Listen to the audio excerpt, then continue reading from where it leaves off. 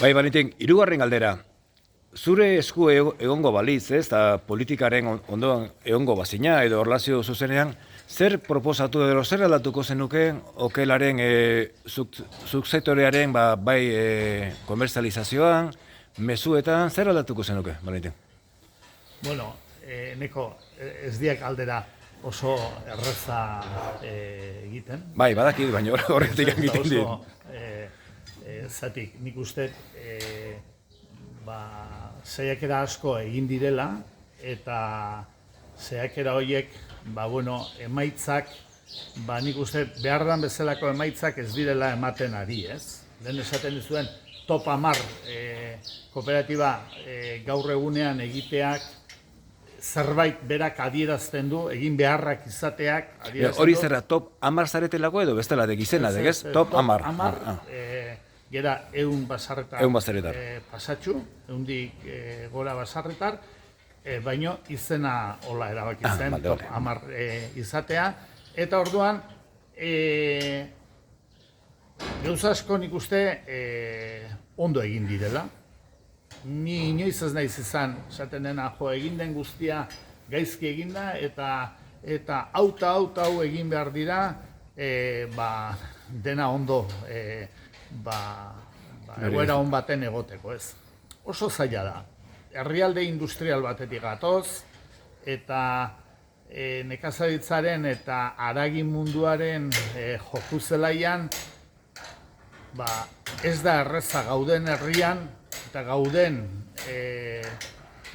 herrialde aldapatxu eta gauden bezalako herri baten gauza on askorekin, horietako bat, ekoizle bezala, gizartea oso gertuan izatea, lehen esaten duena, bertako enpresa eukitzea komerzializatzen dutenak bertako produktua, harakinak bertan egotea, horre guztiak errazten digu gauza asko. Baino ikusten dana da, ez gerala iritsi behar da bezala, nik uste mezuetan ere ez, eta azkenean basarritarraren eta haragi ekoizleen egunerokotasunean ez gerala iritsi behar den errentagarritasun hori lortzea. Eta hor, aldaketak nik uste egin beharra daudena sakonak. Eta orduan, aldaketa horietan ondo eginda dauden gauzak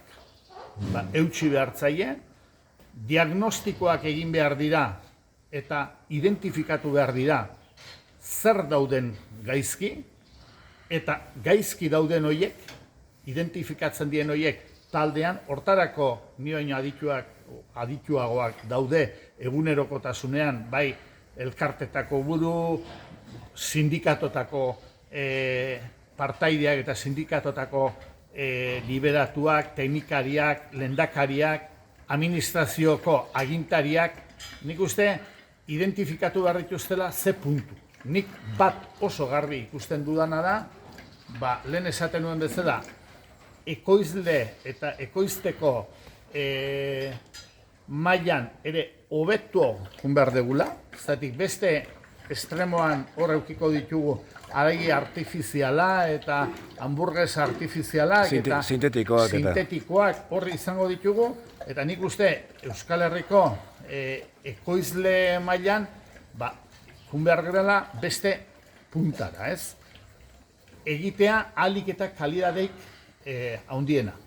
Hori eta hor nik uste nik identifikatuko nukena eta aldaketa sakonak egingo nituzkena, galdetzen dekena, politikaren inguruan baldimaneo, bat izango zen komerzializazioaren arloa. Nik uste komerzializazio arloa oso oker ari gerala, orain arte, eta aritu garala, eta gero eta okerrago, eta horrek gero eta azkenean emaitza txarrak ekartzen ari dela azkeneko urtean.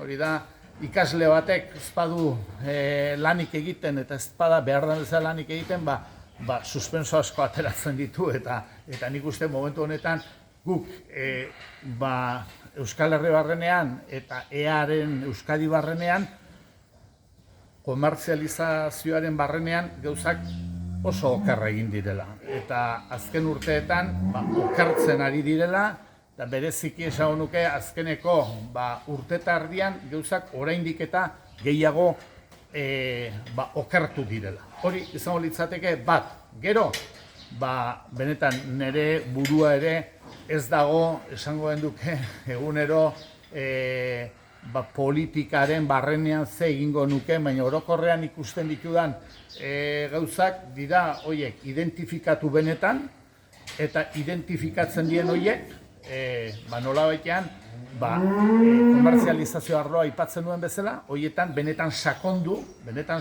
eta benetan indarra jarri. Hori, basarretarren gana eta ekoizleen gana iristeko beraiei tokatzen zaien.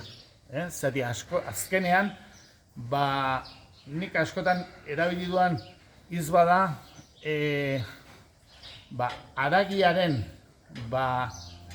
erderaz, esango dut, el fondo de negocio, bada basarretarrak egiten dute. Basarretarrak, txaloiek, behi hauek, espalituzke, guk espalenituzke, etzen, beste guztia soberan izango zen. Orduan, nik uste, kate guztian danak estu egon arren, lehen sektorea eta lehen egiten duen ekoizle horrek, nolabaitean, esango genduke, urte osoan lan egiten duen bakarra da, zeratik saltzen dutenak egingo dute ordu asko, baina urte osoan ganaduak zaindu behar dituena basarretarra da, eta nolabaitean, etekin ekonomiko txikiena, ero kaso askotan, galduaz urte askotan, eta bereziki azken urte hauek, hain laino urteak, gaurko eguraldia lehen esaten nuen bezala, urte horiek eragiten ari zaigu, nolabaitean, lehen sektorean eta haragi ekoizten zailtasun handiak. Eta hor, daude benetan lan sakonak egin behar. Eskerrik asko, Valentin. Eskerrak eneko, Idi.